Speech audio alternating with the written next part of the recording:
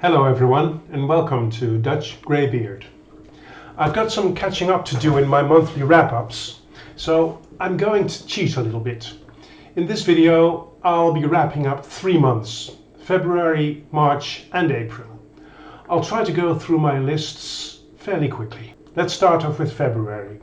In February I read 4 big ones with a total page count of 3055.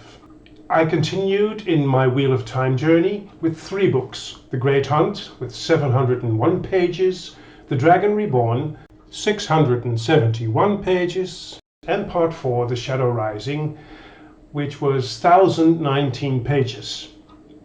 The world that Robert Jordan has created particularly intrigues me because of its philosophical depth. The Wheel of Time spins threads.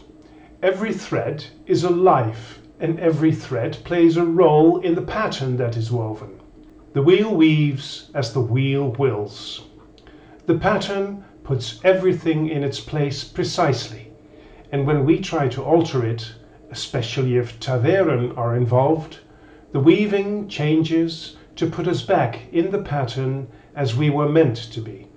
This is one of the reasons why this series grabs me so much. The unlikely way in which the woven threads touch and influence each other in the pattern becomes understandable and acceptable in this way. The adventures are wonderful, but destiny, the meaning of life, the why behind it all fascinates me even more. I'm intrigued by often unlikely combinations of circumstances that lead to an encounter or an event. This realization that what seems improbable turns out to be destiny sinks into Rand. How many more points like that had there been, where a single decision, one way or another, affected the weave of the pattern for thousands of years, 1,000 times that many, all twitching the pattern into a different design? He himself was a walking branching point, and maybe Matt and Perrin too. What they did or did not do would send ripples ahead through the years, through the ages. Reading the Wheel of Time has become an addiction. This reading experience is an initiation for me. In a sense, it is my rebirth in the fantasy genre. What The Lord of the Rings and William Horwood's Duncton books brought me in my early years, I now receive from the Wheel of Time. It's a first experience, and as with all first experiences, it now already has an impact that will never fade. With each new book, the characters develop in a natural way, as do their relationships. In the story, the polarity between men and women is widely portrayed. One funny example is how Rand, Matt and Perrin envy each other's supposed skills at dealing with or understanding of women. But in the end, men don't understand women and vice versa. The difference being that men are often left baffled when a woman acts like a woman. Fail was the woman Perrin wanted, but sometimes he felt like a fish trying to understand the bird. And women think in a condescending way about men's stupidity. She thought the Creator must have been tired when it came time to make men. Sometimes they hardly seemed human. Robert Jordan's language forces you to read slowly. I don't read thrillers by James Rollins and Steve Berry half as carefully as these fantasy books. There you can easily skip sentences or read very quickly, without losing sight of the story. I can't do that with Robert Jordan. I frequently have to go back a paragraph or two because I seem to have missed something essential to my understanding of what follows. And since you get a small sliver of a total world with every story twist, it's important to keep paying close attention. Most of the underlinings I make to find certain pre-references or explanations or additions to the history, or not to get completely caught up in the jumble of characters. because there are so many of them. In that respect, I'm thankful that I have the Wheel of Time companion at hand. Occasionally, I underline because of the beauty of the language, like this declaration of love from Lan to Nynaeve. You have made a place in my heart where I thought there was no room for anything else. You have made flowers grow where I cultivated dust and stones. Or this sage from Xuan, which I had to read a few times. Don't trouble trouble till trouble troubles you. Or this profound statement by the Aiel Amis, a wise one. Life is uncertainty and struggle, choice and change. One who knew how her life was woven into the pattern, as well as she knew how a thread was laid into a carpet, would have the life of an animal, if she didn't go mad. Humankind is made for uncertainty, struggle, choice, and change. All 3 books of The Wheel of Time easily score 5 stars out of 5. During my last read of February, The Theft of Swords by Michael J. Sullivan, the first in the Riyria books, I took a small break from The Wheel of Time. I finished reading these 3 books in March, so let's move on to that month. In March, I read again 4 books with a total page count of 3,047, almost the same amount of pages as February.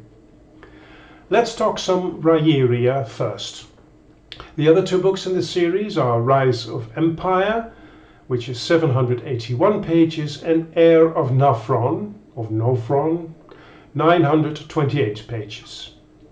The world in which the story takes place, Ilan, is a kind of medieval class society. People, dwarves, elves and other creatures and magic, the art, form the decor, which is not really innovative or surprising. The plot is chock full of politics, intrigue, legends, violence and miraculous escapes. The main characters, Royce, Melbourne and Hadrian Blackwater, are the Riyria, which means 2 in Elven language. There's a lot going on and most of it is masterfully told. The banter between Royce and Hadrian is very entertaining. This and other humorous parts make these books less deadly serious than the Wheel of Time books. Even though a lot of dark stuff is happening, the banter and a regularly recurring feeling of carelessness from Royce or Hadrian make these books a fun read. The way the characters develop is convincing, like the transformation of the spoiled and young Princess Arista into a wise, loving and courageous sorceress. The characters also are multi-layered, like Royce. In very small sips, the author reveals to the reader why Royce is the way he is, which gives a lot of depth to his character.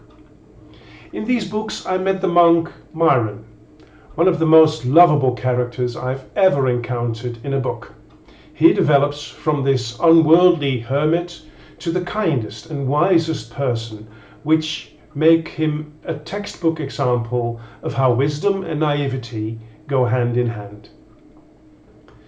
The way Michael J. Sullivan builds up this story, where the revelations at the very end baffle the reader, also deserves praise. The ending is absolutely satisfying, and more than that. After all the build-up and the closure, reading the last page left me with a large smile on my face. There, the writer presented me with the most beautiful culmination of one of the characters I've ever read in a book. Although the first book would be a 4-star out of 5 for me, the series as a whole is no doubt 5 out of 5. The other reads in March were my acquaintance with Terry Pratchett's Discworld. Guards, 426 pages, could not excite me as much as I'd hoped. Perhaps later on, after I've read a couple more of his books, I'll do a separate video on Terry Pratchett. For me, this was a 3 out of 5. And last in March was my return to the Wheel of Time with book number 5, The Fires of Heaven, 912 pages. Of course, a 5 out of 5. On to April, where I read more books, 7 in total, but less pages, 2,812. 2 more Wheel of Time books, and the 5 books of the Chronicles of Prydain by Lloyd Alexander. I recently did a review of these children's books. You can find a link to that video in the description down below. And what more can I say about the Wheel of Time other than these 2 observations? 1. I found The Lord of Chaos, 1,039 pages, number 6 in the series, the best so far in the whole of Wheel of Time. 2. I noticed nothing whatsoever of a reading slump that many booktubers experience, starting with Book 7, The Crown of Swords, 765 pages. On the contrary, these books again score an easy 5 out of 5 for me. Now, at the moment, I'm taking a second break from the Wheel of Time, and I'm reading the Belgariad series by David Eddings. This concludes my catch-up wrap-up of the last 3 months of 2023. Thank you for watching this video, and please don't forget to hit the subscribe button. Until we meet again at Dutch Greybeard.